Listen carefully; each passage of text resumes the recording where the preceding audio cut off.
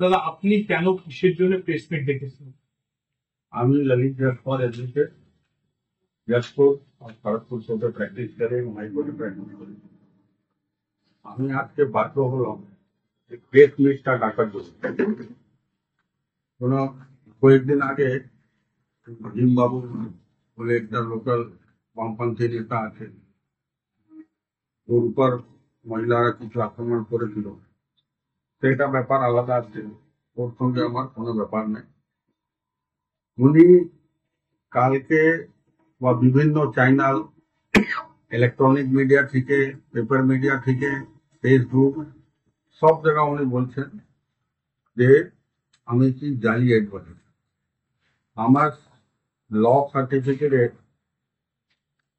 উনি একটা প্রশ্ন মার্ক সন্দেহ বলছে যে ওনার সার্টিফিকেটটা ঠিকঠাক আছে, জালি আছে কিনা সন্দেহ আছে।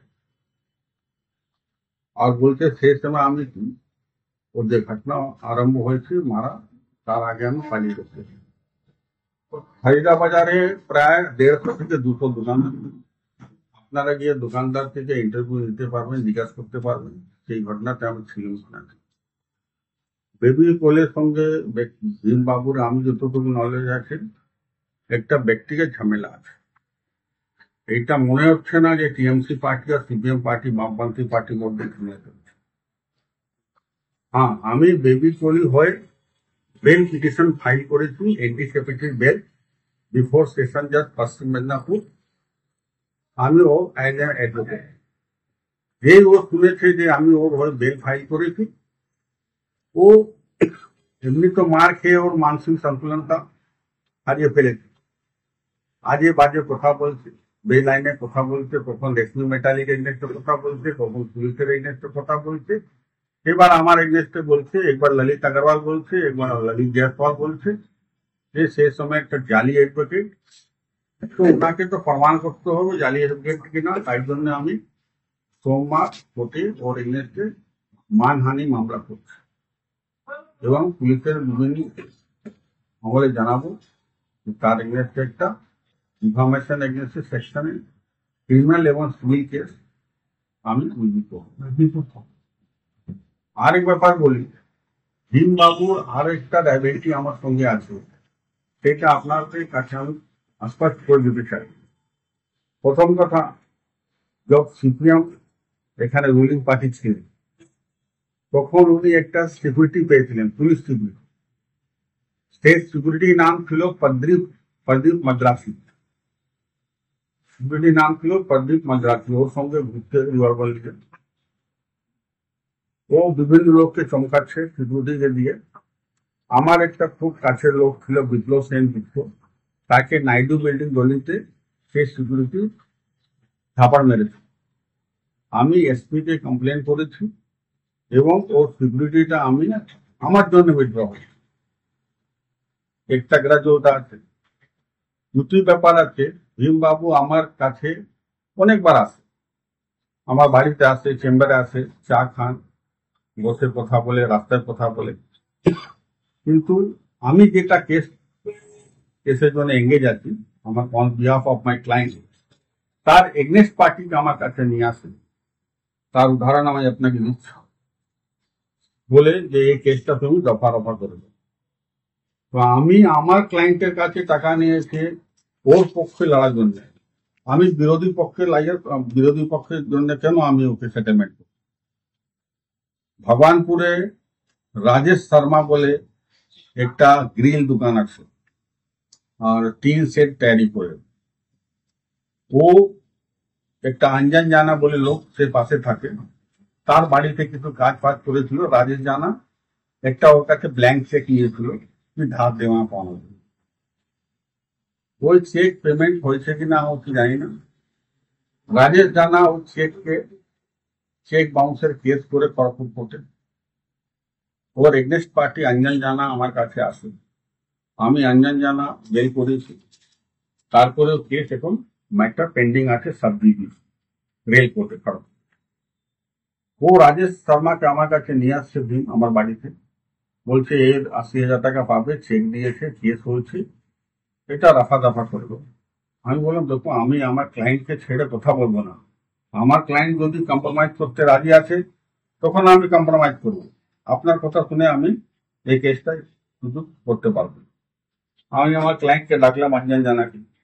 অঞ্জন জানা বলছি যে আমি কোনো কম্প্রোমাইজ করবো না, কোর্ট যা ডিসিশন দিয়ে আমি বেরিয়েছি। ওর জন্য একটা দুঃখ আছে। তারপরে দু তিনটা এখানে জমি মামলা আছে, সব জমি মামলাতে আমার ক্লায়েন্ট ইনজাংশন পেয়েছে। অপোজিট পার্টিকে রেস্টেন্ট করা হচ্ছে, সেই অপোজিট পার্টির পক্ষ আমার কাছে আসছে যে তোমাকে ওই জমিটা ওকে হ্যান্ড ওভার করে দিতে হবে, তুমি যা টাকা পত্র লাগবে দিব, এইসব মানে গায়ে যদি ওর কথা না শুনলে এইসব ব্যাপার। আমি ওকে মানি না, ওর ডিক্টেটরশিপ আমি মানব না। আর একটা ব্যাপার আছে, এই যে বলছে ভীমবাবু দুটো চপ্পল দিয়ে মার খেয়েছে, this is the second time. এর আগে আরেকবার মহিলা রেখে চপ্পল দিয়ে পিটে ছত্রিশ পাড়া।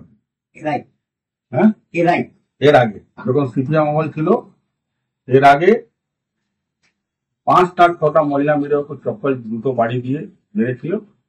একটা বাড়িতে ভাগ বাটোয়ারা করতে গিয়ে ওখানে গাফলাতি করছিল, মহিলারা ওকে পিটিয়ে কাটিয়েছে, গাড়ি নিয়ে পালিয়েছে।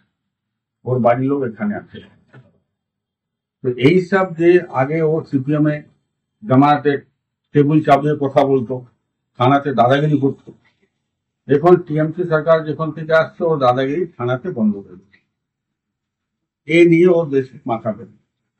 উনি নিজেকে সমাজসেবী বলে উনি ওর যত লিটিগেশন আছে, জমি সংক্রান্ত ব্যাপার, টাকা পত্র লেনদেন ব্যাপার, বড় বড় ইন্ডাস্ট্রিয়াল ব্যাপার আছে, রেশমির সঙ্গে কি জন্য আছে কি না আছে আমি জানি না, কিন্তু উনি যে বক্তব্য বলেছে যে আমি জালি অ্যাডভোকেট, আমি 99 থেকে প্র্যাকটিস করছি, প্রায় 25 বছর হয়ে গেছে। খড়গপুর আমার সুনাম আছে, সে সুনামকে দুর্নাম করার জন্য জালি অ্যাডভোকেট হিসাবে আমাকে উনি ইন্ডিকেট করেছে।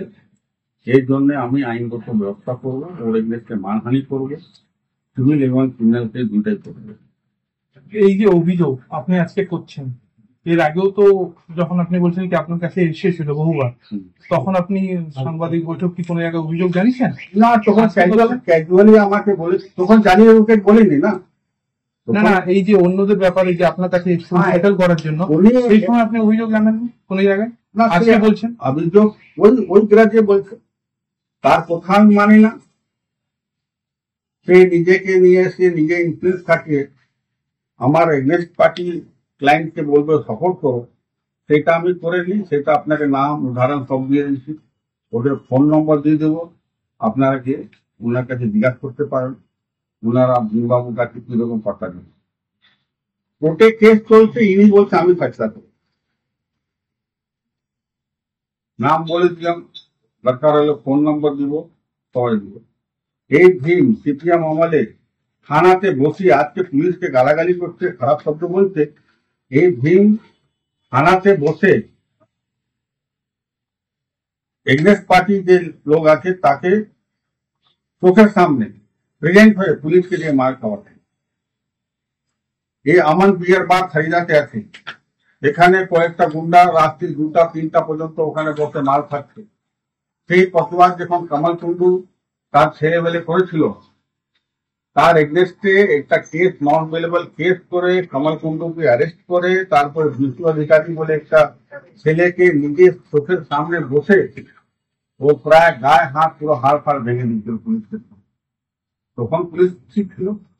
এখন পুলিশ ক্রিয়া ক্লাব জেনে গেছে যে একটা এরকম নেতা আছে, ও কোথায় এখন চলে না থানাতে, শুনে না, পুলিশ গ্রাহ্য করে না, জানে এসব ফালতু কেস নিয়ে আসে, সেই জন্য পুলিশকে নিয়ে ওর মাথা পেটা দিচ্ছে, পুলিশকে দোষ দিচ্ছে, পুলিশ করছে না, পুলিশ করছে না, হিন করছে না।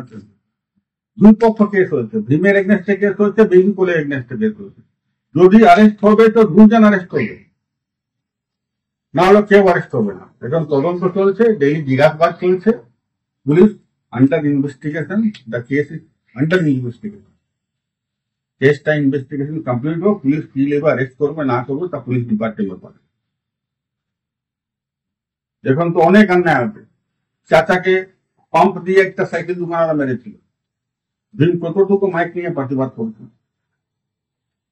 মানস চৌবে গৌতম চৌবে আর মুনমুন এগেনস্টে সিপিএম আমলে যত কেস হয়েছিল সব ফলস কেস, সব মধ্যে ভীম ইনভলভ ছিল। কিরকম লোক ওকে সাপোর্ট করছে এখন আমি জানি না। যেখানে টাকা থাকবে সেখানে ভীমবাবু থাকবেন, যেখানে জামিল এডুকেশন সেখানে ভীমবাবু থাকবেন। আজ পর্যন্ত কোনো গরিব রিক্সাওয়ালা এসে যে খাওয়া পায়নি, খাওয়া দিয়েছে, কোনো স্কুল খুলেছে, কোনো মেডিকেল খুলেছে, এসব কিচ্ছু নাই। শুধু টাকা ধান্দা ঘুরে, সকাল থেকে ঘুরবে টাকা ধান্দা। কোথায় রোজগার হবে, কোথায় রোজগার হবে। আগে থানা থেকে রোজগার ফোজগার হচ্ছে, এখন বন্ধ হয়ে গেছে। থানায় কাজ করছে না, জেনে গেছে যে ফলস কেস নিয়ে আসে। যত স্টেটমেন্ট দিয়েছে রিতা বাগড়া সেই দিন চলে গেছে, যখন সিপিএম আমলে চলে গেছে। এখন তোমার আর চলবে না। আমি এর এগেনস্টে মানহানি কেস করতে যাচ্ছি আপনাদেরকে, শুধু প্রেস নয়। হ্যাঁ, না, পুলিশে কবে অভিযোগ জানাবেন? আজকে ক্রিমিনাল ক্রিমিনাল সেকশন 500 আছে না আমাদের আইপিসি, সে দেখো এই অঞ্জন জানা নম্বরটা নিয়ে নিন, নম্বরটা নিয়ে জিজ্ঞাসা করুন। অঞ্জন জানা রাজেশ হয়ে এসেছিল।